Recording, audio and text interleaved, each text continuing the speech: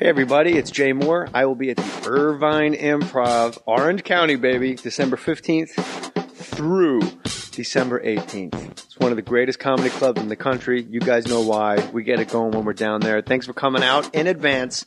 I'll see you at the Irvine Improv, December 15th through 18th. Holler! Put your name on it. Just put your name on it. That's all I say. Be a man or a woman. Put your name on it. Well, I'd like to hear about it, potheads. How the fuck you gonna know how to be great if you don't study greatness? Look at the game tape.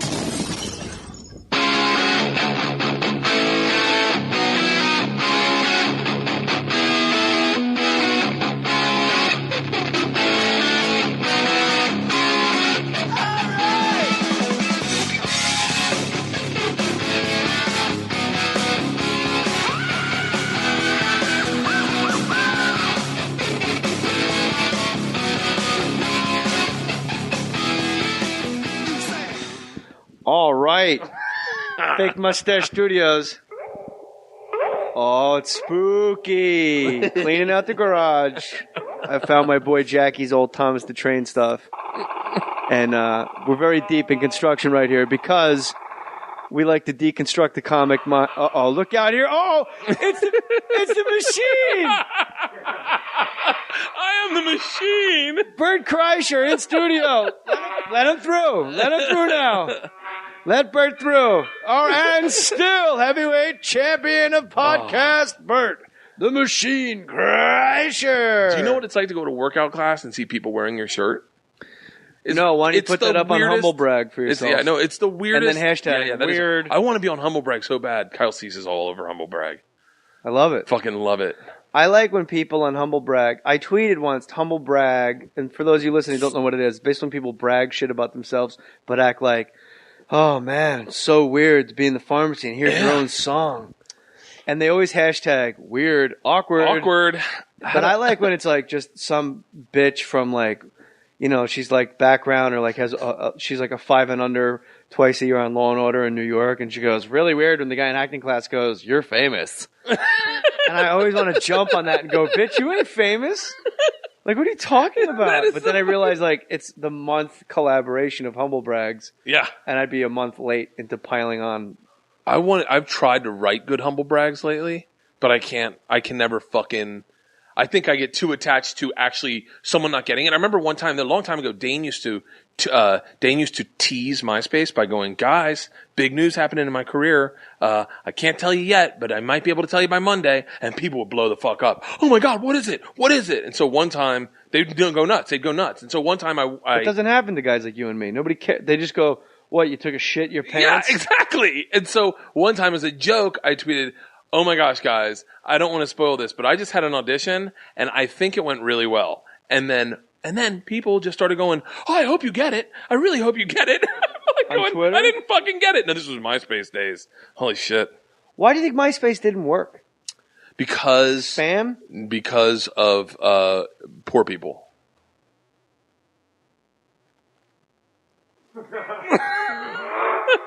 I think poor people overtook it, sparkled up their pages, and fucking destroyed the simplicity of it. That's what made Facebook work. Facebook went to the intelligentsia, hypothetically. And by the college way, kids. Facebook.com/more stories doesn't get enough attention. Is it a fan page? Yeah, I don't even know how to work it. You know what's so funny? Travel Channel made me get rid of all the fan pages because people that were really fans were running it, but then they were cyberbullying the fuck out of people. like you can't post on this page, and then hating them, untagging them in pictures. Do you have a resentment being a comic that like fag, queer, homo, like you just can never type those words ever again? You can't say to Bobby Kelly, yeah, that was a really nice job you did fishing with Opie, fags. Like that, you are now officially out of a job at Travel Channel. But no, just came in over my phone. Okay. You're out of a job. No, you know what I started doing? I think, and tell me if this isn't the way you think about it. I think I would have been like that if I was 28, but at 39, I think I connect more of that word to the people I know whose kids are friends with my kids, who that may refer to. Like a married men, two men that have a baby. Like if I type in the F word, then that goes. Then those guys read that, and then they go, "Why would he say that about us? He likes us." Or if the N word, or you're saying it about Bobby Kelly and his fishing trip. I never said it about Bobby Kelly. No. This is all hypothetical. I know what you're saying. I know what you're saying. But this entire conversation is hypothetical. So I'll give you the perfect example. So one time I'm in Chicago, all black club, and I'm just struggling hardcore. Can we get through one podcast without going to race? Right. No. And Poor it's the people, club blacks. I wrote the fighting the black guy Donovan story. That's the club I wrote that at. That I first told that story. You see a thumbnail streaking across the sky. You think it's a shooting star? That has been killing for me lately, by the way. I close with that right before I close with the rest of your act. Fucking bitches. I know you're out there. Little chatty ass bitches out there. Keep my name out your mouth. And here's a memo to every fucking middle act in the world. The only time I want to hear you say my name is when you're fucking introducing me. Bitches. Fucking step up and talk to me, you little bitches. So anyway, so this one, I go, so what do you guys want to talk about now? And someone said, some guy yells from the audience, tell a retard joke. And I simply don't have any. So I said, I go, I'll tell you what. I needed a reason to defend why I didn't have the joke. But I said, I'll tell you what. I have, instead of just going, I don't got one, I just go, I go, here's the deal. I have 2 little kids, or I have one, I think I had George at the time. I go, I have a little kid, and she does not special needs, but I know how difficult it is being with her.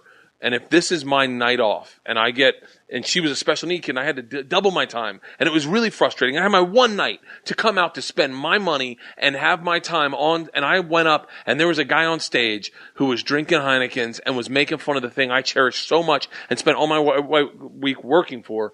I would fucking lose my mind, and I'll do it out of respect for that one person in here, or that one couple. At the end of the night, the fucking scariest guy in the world comes up and his wife's in front of him. They're Italian, right? And she's like, I really appreciate you not saying nothing about the special needs. We got a special need kid and he's been having a real hard time with it. And you made him feel like a million. And then I see this guy with fucking hands the size of a gorilla. And he's like, I've been having a real hard time with my kid being, you know what I mean? And he would have ripped my fucking head off. And so I was like, at that moment I went, it is so much easier not to write the joke, not to tell the joke, and just fucking take the high road. Not to mention, you've been cutting words out of my vocabulary for my whole life. I'm used to taking words out. I've Go ahead. What are you writing down? Just because I get so sidetracked, I got to make sure I come back. I like that guy in Chicago, the big Italian guy with meat hook hands. Yeah. Like if you said fucking retard, he would have looked at his wife and go, I told you he's no good. Like you painted him as this beautiful, sweet man. You really helped me out.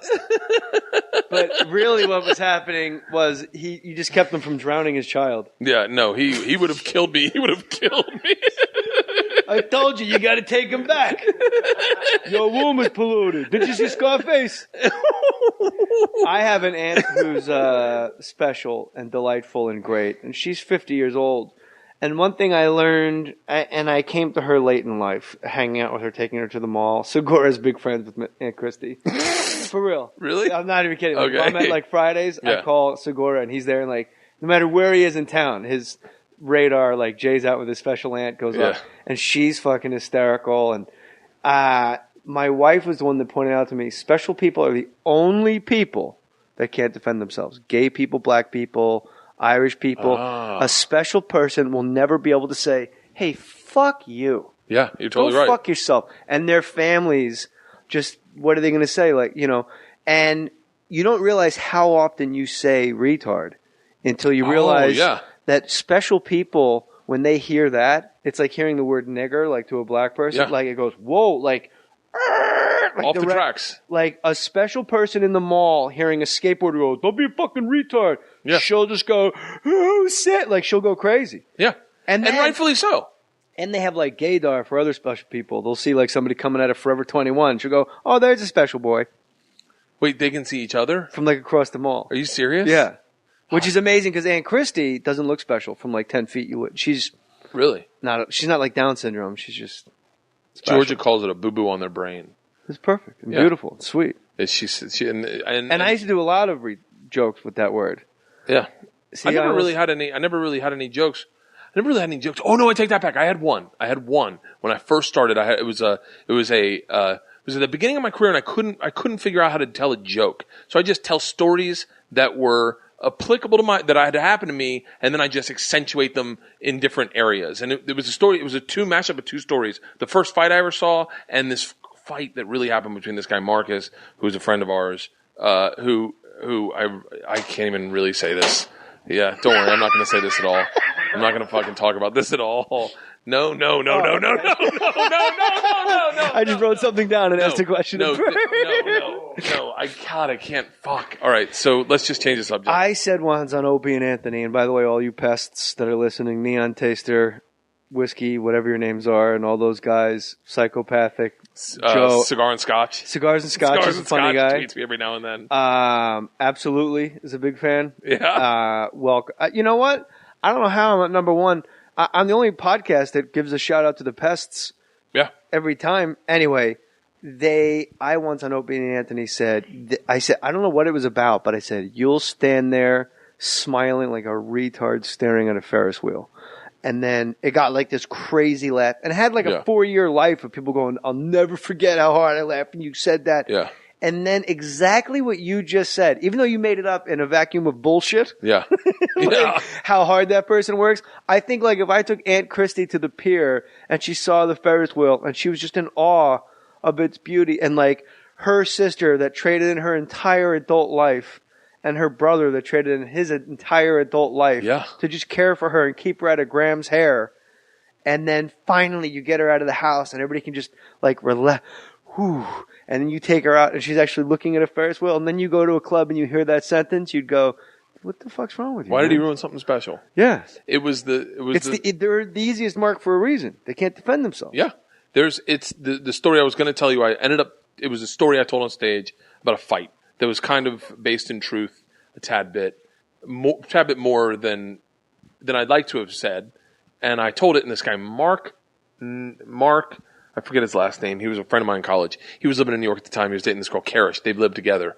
And he came and saw me do stand-up, and we get done the show, and he goes, that's the funniest fucking story. And he goes, thank God Kara wasn't here. I said, why? And he goes, Kara's sister is mentally handicapped. And I went, what? And he goes, oh, if she had been here, man, we'd never speak to you again. And I was like, I could have fucking lost a friend over some bullshit joke I didn't give a shit about. And I was like, that's it. And then I never looked at that. And then I always looked at if you're going to challenge, if you're going to not go after somebody, if you're going to talk about get chancy, I always say, talk about the people in the room who can defend themselves completely. Like, I used to love, especially when I was younger, talking about race. And that was the funnest shit. I loved comics that talked about it. Now I don't give a shit. I don't really go there as much. But on stage, I've seen you. I know exactly where you're coming from. It is fun to go right at, but you and I and Katz and I talked about this. And who did I just have on? We talked about it was Attell. We talked about this a lot, like at the Boston Comedy interview. By the way, I will say that for Thank 2 seconds. Attell, you hit literally 3 home runs. Attell, Quinn, and Patrice. But you didn't hear Matt Paxton from Hoarders before then. That was a round tripper, bro. I have it saved. Thankfully, Hoarders finding dildos in every hoard house, finding a dead body, a rat's nest that's 6 feet high with money sticking out of it. Fuck, awesome. But so wait, go back. What's amazing to me about the Tell podcast was what a hack he thinks he is. He's out of his fucking mind. And you know what's even crazier is I heard him say, "This is not ready. This is how I tell it. This is how I tell a story." I go, "Yeah, I know Tell. We're friends, right?" That's how I'd say that. He goes, "Yeah, he toured with Mitch for what, like a year, 2 years?" And he goes, "Yeah, I mean, we weren't that good of friends or anything. I mean, I'd consider him a friend, but you never know." I want to go, man, he is a real honest dude, because I just go, oh, Tell's one of my good friends. Yeah. Like, I could call a Dave up tomorrow. If I ran into him, I'd talk his ear off. What? Me too. What people didn't see that we saw, Matt Cohen and I saw when we were recording the podcast, and I brought up Blake Giraldo and I talked about him overdosing. And like in a fucking hotel room in New Brunswick, of all the places to go fucking that's a Vinnie Brand Stress Factory. That's where you fucking. Oh my god, that's when you have a closed coffin out of disappointment. What's the one club you would not want to die at? Ontario Improv. Right? Oh no, I'm Cincinnati. Cincinnati? Yeah, because my buddy's got to take a layover, or like a connecting flight. I can't get home straight, and they lose the coffin. Go back. But to when Attell yeah. was talking about Mitch Hedberg and Geraldo and Hedberg's addictions, what you didn't see, and I don't think you could hear, was this bizarre sensitivity and this look on his face of like what horrible fucking losses these were. Yeah. And I would try to get him to go into like, what about the drugs with this guy? And it was an effortless back. Like I couldn't like pursue him or like cajole or like. No, I could hear it. couldn't edge him